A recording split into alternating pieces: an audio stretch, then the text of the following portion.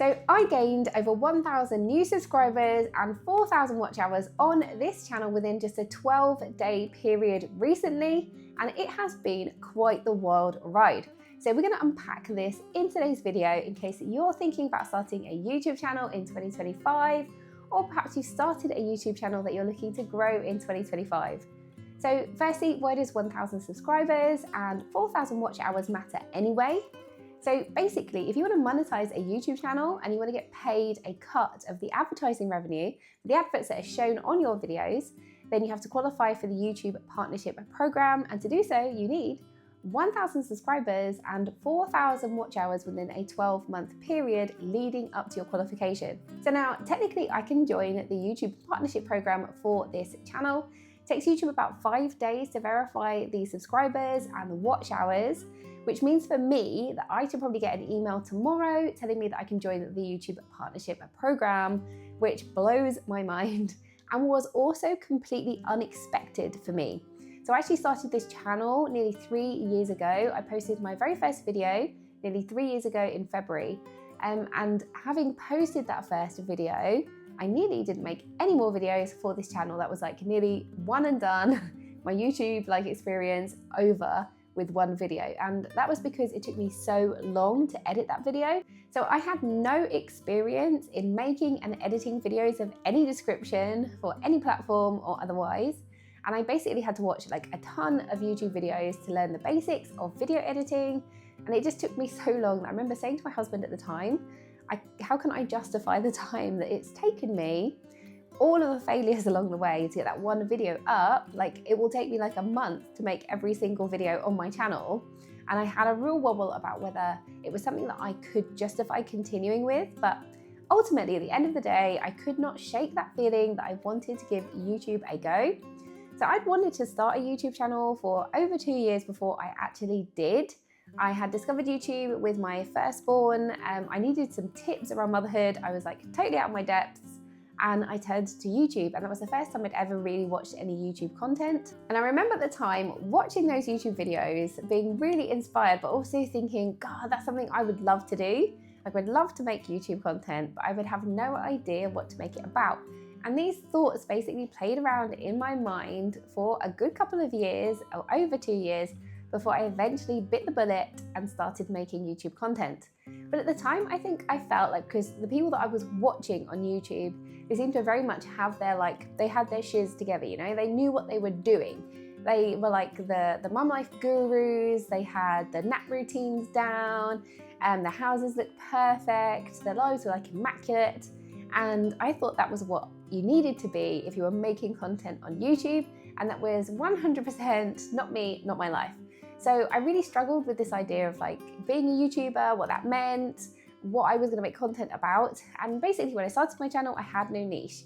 I made content about anything and everything that interested me, anything I was experiencing in life, but generally because of where I was in life, as a mum of very young children and a working mum, that meant a lot of my content revolved around that kind of motherhood journey. So I had content out there about, my trips out to places that we visited, reviews of places we went to, and some, batch cooking, some cleaning and tidying around the house, and general kind of motherhood stuff. I also had and have on my channel a couple of home birth videos, breastfeeding video, and actually I would say that they are the best performing videos on my channel so far. So I had that real mix. I continued to plod along on YouTube. It was definitely hit and miss because I was still learning a lot, still struggling. So I didn't really ever get to the point where I picked a niche, I knew what I was creating content about, and that led to me taking a couple of long breaks from my YouTube channel. One of those was at the beginning of this year where I had about 4 months where I didn't create any content. Then I got back to it again, I just couldn't seem to shake the feeling that it was something I wanted to do. I tried some other stuff which didn't work as well on my channel.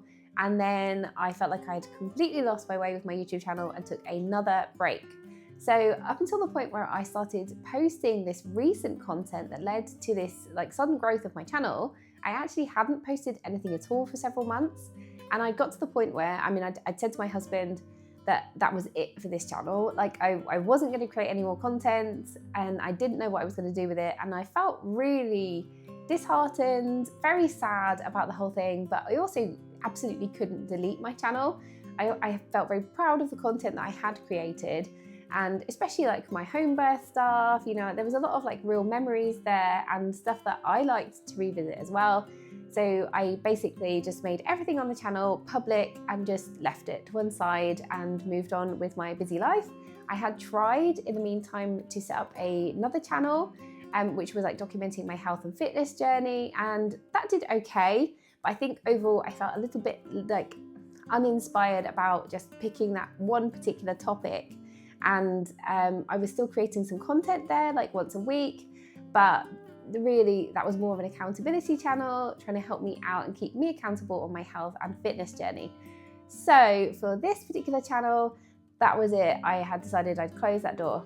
And then recently, so going back like a few weeks ago now, I got to the point where I was feeling really overwhelmed in my own home.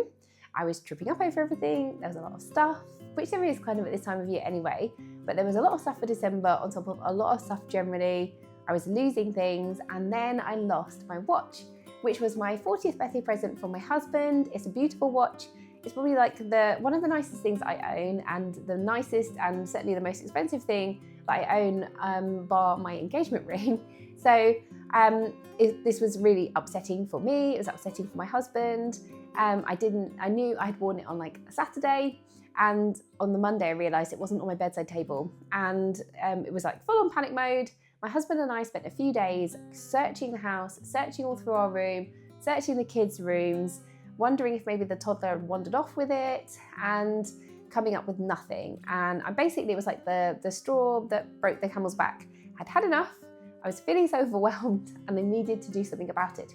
So I decided, that's it, I'm going to start decluttering the house. Like, I need to go through everything and look for the watch anyway, so I might as well at the same time try and clear some stuff from the house, stop feeling so overwhelmed. And with my YouTube channel, I've always like documented these kind of bigger periods of life, whether that's been like preparing for a baby, home birth, these kind of like episodes in life which feel like a bit more of a thing. And I'd always had in the back of my head that I wanted to do like a proper decluttering series for my channel. I felt like previously that would be a time in life where I had more time to dedicate to it.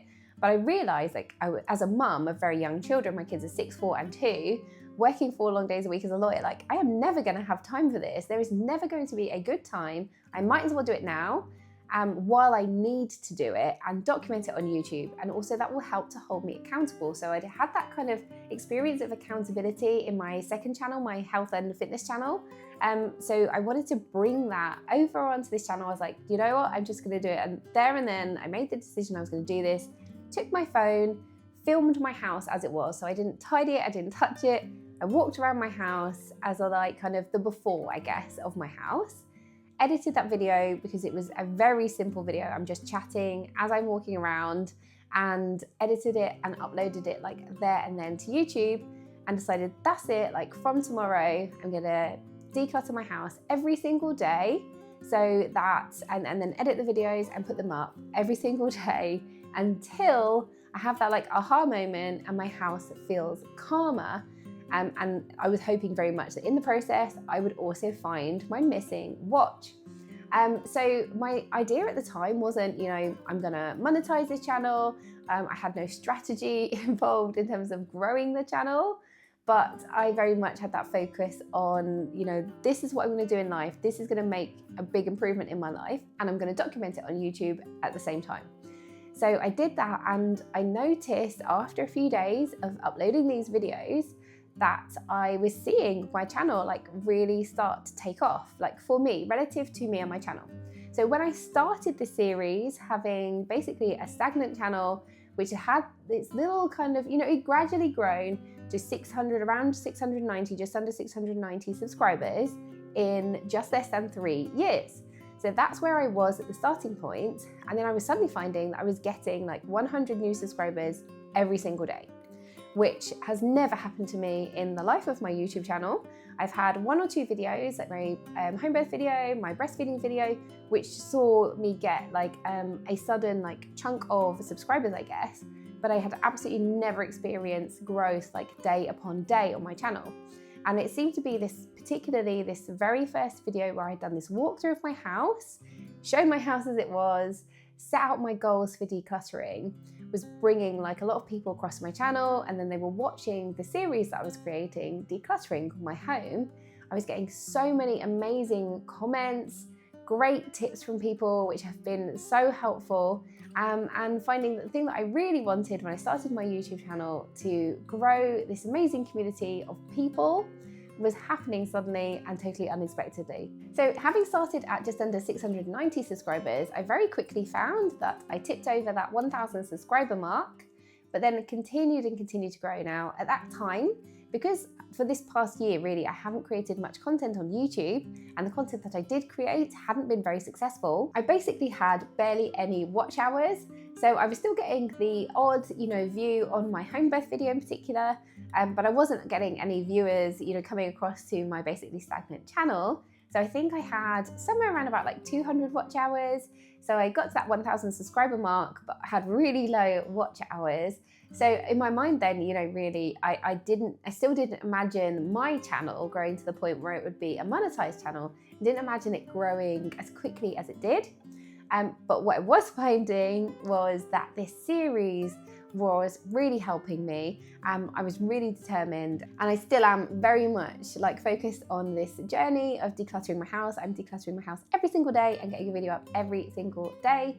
So I was doing that, and I was finding this, not like a weight being, I could feel that kind of weight starting to ease, I guess, on my shoulders. Not lifted, but starting to ease. I could see the way forward in my house. I could see an end to the overwhelm. I'm definitely not there yet. I think it will take me 2 or 3 months to get to the point where I can walk around my house, see more of a visible difference. But I could see that wow, I'm actually going to do this. I'm getting there with my mini daily declutters. People are really helpful. People are interested, and people were also really resonating with my journey. So within a few days of getting to 1,000 subscribers, it kept on growing. And then by the time I got to my 12th day, so that's my 11th declutter, because we have day 1 being my house tour. And then by the time we got to my 11th declutter, I hit the point where I had gained an additional 1,000 subscribers to that original 690 and 4,000 watch hours within a 12-day period. So it's 4,000 hours in addition to what I started with, and my channel technically qualifying to be monetized, and that absolutely blew my mind. My husband couldn't believe it, my mum couldn't believe it. We were all just like, what on earth is happening here? But it's been absolutely amazing. So reflecting on my recent journey, and it's fair to say that this has slowed, I would expect that to happen as well. So the kind of larger viewing numbers on my first video of this series has started to slow down. My channel is still growing every single day, which is really cool. I'm still getting amazing comments every single day on my videos, and I'm loving the community that I'm building. But that kind of burst of energy has started to wane a little bit, and we're starting to get back to a kind of a comfortable level of growth, I would say. So reflecting on my recent journey and everything that has happened this month and this 12-day period in particular of mass growth, what has that shown me? I guess, what have I learned in that time compared to the last 3 years on YouTube? So I think firstly, the content I have provided recently, one of the reasons why it's really resonated with people is that a lot of people are going through the same thing. So a lot of people are feeling really overwhelmed in their homes, and I think this time of year actually is a particular time where you bring in all the extra Christmas things and you add on all of the Christmas activities that take you away from being able to manage your home, and that leaves a lot of us, particularly women who tend to bear more of the burden of keeping a home tidy, feeling really overwhelmed. So firstly, it resonates really well with people. Secondly, I think it's that kind of the authenticity and the openness and genuineness that comes across in my videos. So, I mean, I talked earlier about when I started on YouTube, and I felt very much like to make YouTube content that I was watching, certainly, you had to have the kind of cookie cutter lifestyle, you had to have the perfect home, you had to be the perfect mum, everything had to be immaculate, and you were basically the expert, and you were providing that expert view. But I've come to realize that you just need to be living your journey, showing those aspects of it and being open and honest. And I think, certainly for me, what I've been craving lately is seeing that kind of, honest realities of life. Not necessarily like a sob story and all the terribleness, and like I don't want like a misery story, but I want honesty. I don't want to just see the highlight reel. I don't want to see just like all the perfect aspects of life, because we can all do that, can't we? But we all know that no one's life is perfect. For everyone, they're experiencing challenges, but I think that's basically what I've done. I've shown, especially in that very first video where I did the tour of my house, like this is exactly what my house is like as a busy working mum, and people really got that.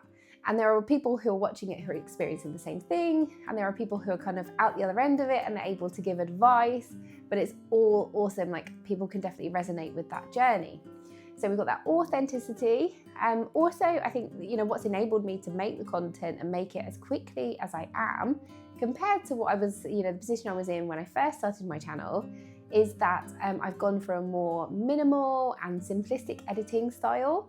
So I used to film all of my content on a camera that I had, and then I would edit it on my laptop, and that took quite a long time. Just the whole process was quite labor intensive. But recently I am just filming everything on my phone. I now edit on my phone as well. And that means I can edit on the go. I can edit when I'm like on the train on the way to work, if I'm going to the office, if I'm in a long car journey with the kids and my husband, obviously not if I'm driving, but if I'm a passenger and a long car journey, I can edit a video. And it just means I can fit it in with my busy life and actually get the videos uploaded. It doesn't take me as long. Means that they are more simplistic, but that's absolutely fine. I think the stuff that I'm viewing, the stuff that I'm watching and I'm enjoying, tends to be like that more minimally edited, simple videos anyway. So I generally think that enables me to put the content out, and people are seeming to enjoy it as well.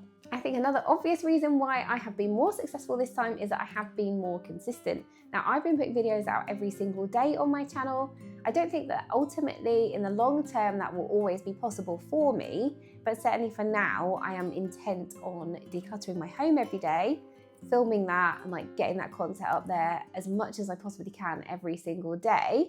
So if you're somebody watching along and you're enjoying a series, like knowing that you're going to keep getting that content is going to keep bringing you back. Whereas previously, when I was making YouTube content on this channel, I'd make a video, it might be 3 weeks before I made another video, and then I might get 2 videos out a week, and then I might not get another one out for another 2 weeks, and that is how I've like hobbled along on my channel for basically 3 years until now. And finally, I think one of the reasons why I've seen more success and more growth on my YouTube channel recently is because my focus hasn't actually been on growing my YouTube channel. My focus has been on like showing my journey, being honest, being like authentic, and being consistent and being relatable, and like just putting out valuable content that people will enjoy, growing a lovely community. And I think if you make that your focus, then ultimately your channel will grow. It's a very simplistic way of looking at it, but if you make it your focus to grow a YouTube channel in order to monetize your channel and make money, then I think you're in it for the wrong reasons, basically. So one thing I have found with YouTube is that it's helped my confidence to grow massively, and it has really helped me at work. So in work, as a lawyer, I have to present to clients like really regularly. I have a job where I am meeting with parliamentarians a lot, and as somebody who is a naturally more shy and introverted person, this is pushing myself like way out of my comfort zone. And when I started my most recent job, which is nearly 4 years ago now, it was pushing me even further than any job that I had done before. A lot more stuff that was client facing, a lot more where I was presenting regularly, and I felt like my confidence was not quite there. So making the content for YouTube though, I could see that direct correlation between making more content on YouTube and my confidence growing when it came to presenting to clients, meeting people in real life in work situations. And that has been, I think, the biggest benefit to a YouTube channel for me, and expected to a degree. Like I hoped it would grow my confidence, but to the degree that it has was totally unexpected. In addition, I've learned so many skills which I feel like I have in reserve if I should need them later on in life. I think it is worth giving a nod to the fact that I have seen this success on my YouTube channel from a base level of 690 subscribers and experience of growing the channel over the past 3 years, whether that's been, a bit hit and miss and I've been perhaps not so consistent, I do have that experience of growing a YouTube channel that I didn't have at day dot. So this is not a journey from growing a YouTube channel from absolutely zero, day one of starting, no subscribers, no videos, to monetizing a channel in 12 days. And I see a lot of videos where people present, sudden success on YouTube as if the previous journey didn't exist. And I do think it's relevant to give a nod to that. I absolutely think I could have accelerated my growth on YouTube if I had been more consistent, if I had decided on a niche at the outset, but I can't regret any of my journey because it just is my journey. I didn't know what I wanted to make content about initially. I enjoyed the process of learning what to make content about, and I have enjoyed the process, although it has been very tough at times, of learning how to make YouTube content. And I just enjoy learning things anyway. I really enjoyed the whole process. And yeah, absolutely, I could have accelerated it, and you could accelerate yours if you so wish.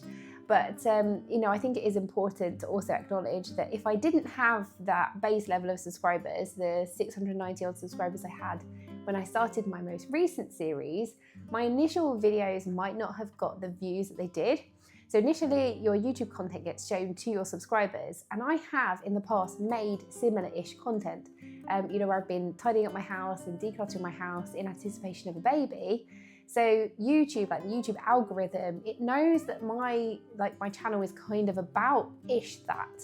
So it's already got me sussed out a bit. But if you start a brand new channel from scratch, the algorithm's going to learn your channel, what kind of audience might be interested in your stuff. So if you were to start a brand new channel and you were to make a decluttering series, for example, just like I did, doesn't mean that you will necessarily see the immediate results that I did. But I think that there is a lot we can learn from my recent experience that you can transport across to a new channel if you are starting a channel and if you're thinking about growing a channel. But if you are thinking of starting a YouTube channel, and perhaps you're like me, maybe your mum, you're midlife, young children, working, I would say absolutely 100% go for it. One thing that I have reflected on quite a lot recently is the fact that the 3 years that I've been on YouTube, they would have passed anyway. The time is going to pass. You're going to live those experiences. In creating content about them, you preserve them in a way that you can look back on. I know I will always enjoy looking back at that video of my home birth and that time. None of that would have happened had it not been for YouTube. I will always look back on that with pride. I will never regret any of the videos that I made and all of the life skills and the development that's happened in that time. So if you think about YouTube, if you're thinking about starting a channel, don't make the focus monetizing your channel. Make the focus all of the wonderful things that you will gain, all of the experience, all of the skills, and all the benefits that you will get in life, and you will not go wrong. I know it's going to sound a bit cliched, but the only thing I regret when it comes to my YouTube journey is that I didn't start my channel when I first started to think about it. I waited over 2 years to start my channel. That is literally my only regret. So if you're thinking about starting a YouTube channel, I say don't watch any more videos about starting a channel. The best way to grow a channel is actually just to do it. The more content that you make, the easier it becomes. Start with a phone, start with minimal kit, and just go for it. I wish you all the best of luck for 2025 and your YouTube journeys. Bye.